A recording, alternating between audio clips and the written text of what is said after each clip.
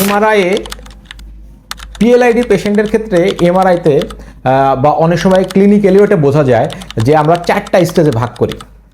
প্রথম স্টেজে থাকে পিএলআইডিতে, এখানে ডিস্ক প্রোলাপস বা প্রোট্রুশন থাকে। স্টেজ 1-এ থাকে কি ডিস্ক বাল্জ বা প্রোট্রুশন। এখানে কি হয়, এই যে এই লাল রঙের যে ডিস্কটা দেখা যাচ্ছে, এই ডিস্কটা কিন্তু অল্প একটু মাত্র বের হয়, মানে কোনো রকম একটু এই যে আমাদের বাইরের দিকে যে অ্যানুলাস ফাইব্রোসাস থাকে বা বাইরের যে লেয়ারটা থাকে এটার উপরে অল্প একটু প্রেসার দেয়। এই সময় সাধারণত এই কোমরেই ব্যথা হয়, মানে ব্যাক পেনের হিস্ট্রিটাই থাকে, এটা কিন্তু পায়ের দিকে আসে না। স্টেজ 2-তে কি হয়, স্টেজ 2-তে আমরা বলি হচ্ছে ডিস্ক প্রোলাপস, মানে এই যে এই ডিস্কটা কিন্তু তখন এমআরআইতে এই কথাটাই বলে যে প্রোলাপস হয়ে কিন্তু অ্যানুলাস ফাইব্রোসাসের উপরে ভালোই চাপ দেয়, এবং এই সময় কিন্তু ওখানে এমআরআইতে ডাইরেক্ট একটা ডিফর্মিটি দেখা যায়। সেখানে এই কোমর ব্যথার সাথে সাথে কিন্তু ব্যথাটা আবার পায়ের দিকেও যায়। আর 3 নাম্বার যে স্টেজটা থাকে সেটা হচ্ছে ডিস্ক এক্সট্রুডেড।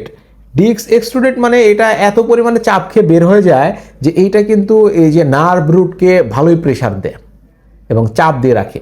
সেক্ষেত্রে পেশেন্টদের কিন্তু একেবারে পায়ের পাতা পর্যন্ত ঝিনঝিন করা, ব্যথা করা বা অবশ অবশ ভাব লাগা, শক্তি কমে যাওয়া, এটা হয়।